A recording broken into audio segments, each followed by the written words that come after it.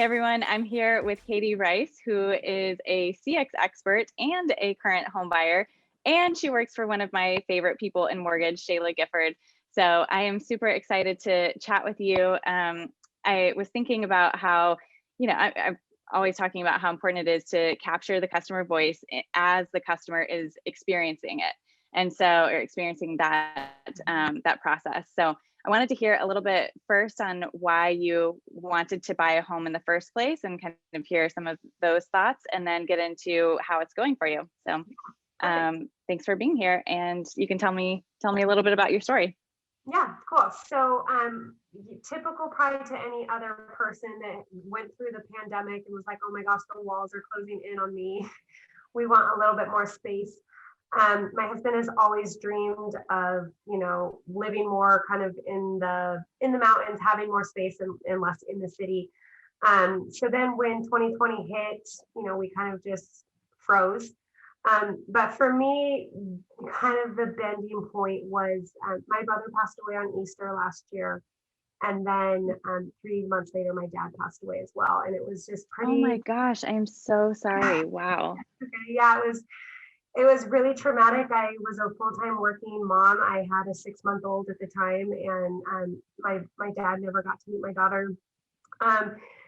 So it just really brought everything to the forefront of, the two things that you can't buy are time and family. And so my husband has always dreamt about having more space to grow our family. And, I just kind of realized like, gosh, life is short, and maybe we should go for this dream. So that's kind of the short answer to we are going to move, or that is the goal. And the fact that, we're able to both work remote, it kind of felt like there weren't the same ties that there were prior to COVID, where we were both going into a traditional office. Yeah, well, you're bringing up, and first of all, I'm so sorry to hear about your loss. I cannot imagine. But you're bringing up two really important insights here. One, that we've always known your home is a very emotional place. And so, understanding and remembering that home ownership is a very emotional experience. It is not just any transaction. It's not only the biggest financial transaction you're making typically in your life, but it's also so closely tied to very intimate things in your life.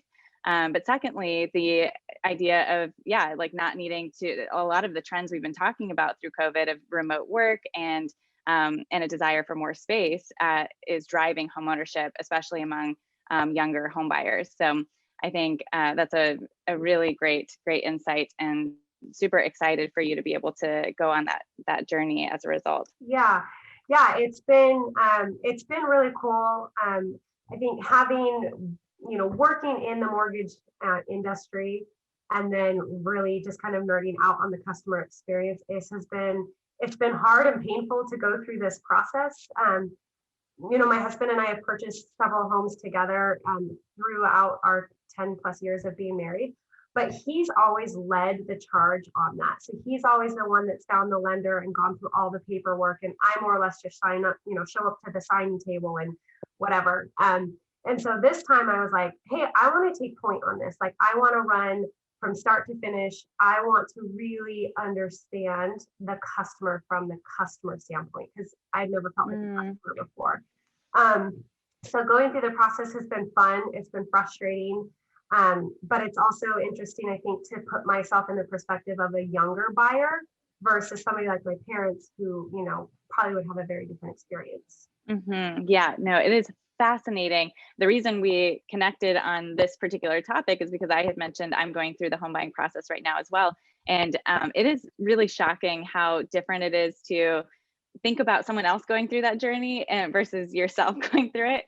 I mean, I'm experiencing all the things that I have talked about, but it's so different when you feel it, and I've gone through, mapped out the homebuyer journey, like I feel like 1,000 times, but for me to go through it, it just puts a different lens over that experience. So it's really interesting. So how has the experience been for you? Like you're in the middle of it right now.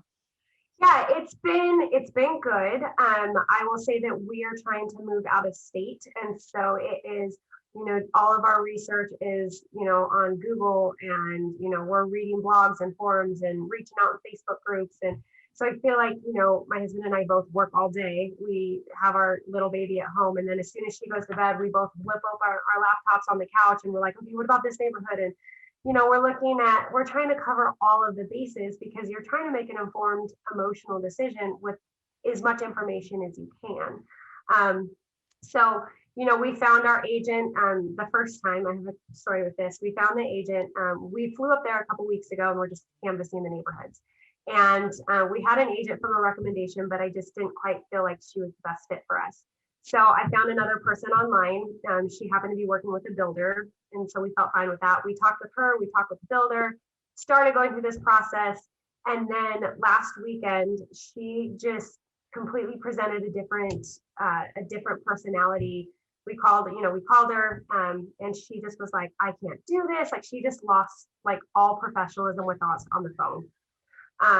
Sending really rude text, basically like, you can't pay to play in this market. I'm sorry, I can't help you. And like, just a really degrading experience. I'm like, you talk to our lender, that we're underwritten, pre-approved. We've gone through we verified all of our documents, everything. So that was a really poor experience. The lesson that I learned for that is, one, you always want to go off of recommendations and referrals from people that you know and trust. So case in point, which led us to our second realtor that we're currently working with. And so I actually reached out to another Guild loan officer that is in the area. She gave us a referral for one of her agents. And then I reached out to a friend who used to live in the area, and he's a realtor as well. So he gave us a recommendation. We interviewed both for an hour each because I was like, we're not making this decision or this, experience again. And then ultimately, for us, the deciding factor was online reviews. I looked at both agents. They were both equally qualified and very good. And I said, well, this one has 10 plus online reviews across Facebook, Zillow, and everything else, and this one has 0. So you take two equal playing field in terms of professionalism and experience, and the person that won for me was who had the credibility from the voice of other customers. Yeah, man, that is so, I don't know if you saw me almost jump out of my seat when you said that. Like, yes, it's funny because I did the same thing. I don't know. You don't realize how influential other people's recommendations are, or what they're saying about that person. Right. And it just goes, this is what I preach all day long to our team is, you guys, reviews matter. You never know who is shopping you online, and your online presence for so many people, especially younger people, when everything is driven by digital, your online is so often your first impression.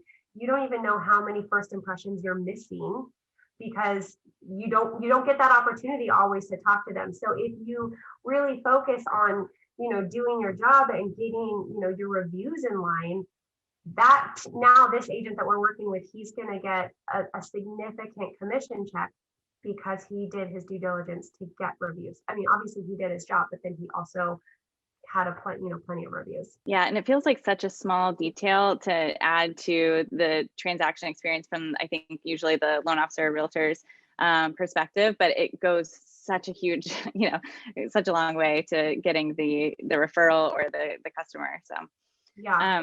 Well, I'm so excited for you, and congratulations on the new baby as well. Do you have any other thoughts or insights on the home buying experience from your perspective? The only other thing is obviously looking at this market, it feels like a bloodbath. We've written 4 offers. Two of the offers were significantly above asking, and we were still laughed at, more or less.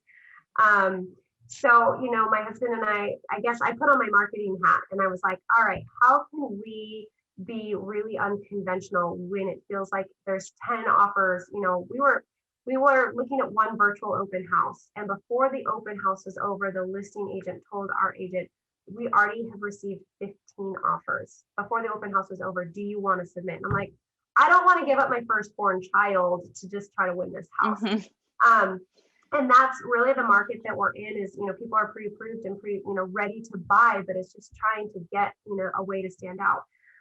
So what I did last week is I whipped into Canva, I created a logo, I went into BombBomb, I created an About Us video with my husband and I talked, we had our daughter and we basically said, hey, we're the Shives and here's why we want to move and here's what we're trying to accomplish. I wrote a letter and then I attached a QR code to the video, put the QR code in the bottom. And then I went and spent hours looking at Zillow, and I found every house that I liked that met our metrics that was offline. And then I literally sent them letters saying, I don't know if you want to sell your house, but we'd like to buy. And here's a little bit about us. So that's, I mean, I literally sent that out. Whoa. I even created a custom email address. I created a single landing, like website landing page, like, you know, we are the Shives, so to speak. So obviously, you know, everybody is competing on Zillow, right? When a Zillow listing comes up or realtor.com or whatever, you know, everybody in that price point is looking. So we're trying to figure out, okay, virtually, how can we put our name and phone number on the bathroom stall, so to speak? So yeah, we literally created a website and an email address and a video and a letter, and we just mailed it out mass to people in the community in the neighborhood. That is so impressive, and I'll let you know if it hilarious. works. Yeah, I know, you have to keep me posted. I had to create a separate email for it. I was like, okay, I don't want a lot of people to know that we're doing this, but you know, how do we get the word out? You know, in an yeah, I love that. That's great. That's yeah, that's very innovative. Well, I can't wait to hear how it goes, and I mean, I want to do that now. Yeah. I finally got a home, but it's the same thing. Are you moving to LA? No, where it's out of state. So we're looking at Montana. The difference, yeah, out of state. And it's still that kind of market. I just thought nowhere could possibly be as bad as LA. I was like, okay, Montana's beautiful, but I'm like, I think there's more deer in Montana than there are people. Like, we're competing with 50, 20 multiple offers, and like I said, 2 out of the 4 offers were significantly offered over cash, and we weren't even the 3rd backup. That sounds like LA in my experience. That's so crazy. Wow. Yeah, so I mean, we'll see. At this point right now, we're literally just our date nights are, you know, we put our daughter to bed and we're just literally, we are that couple on Zillow all day long. Like, oh, did you see this which, and, you know, so yeah. Side note, did you watch the SNL video of Zillow? I was like, this is me. Yeah, I mean, they really captured their audience. So I mean, it was a very you know, it felt a little bit racy, but I was like, dang, they nailed that. Oh yeah. Yeah, they nailed it. So good. Well, thank you so much for your time today, and good luck. I look forward to hearing back from you. Awesome. Yeah, thank you so much.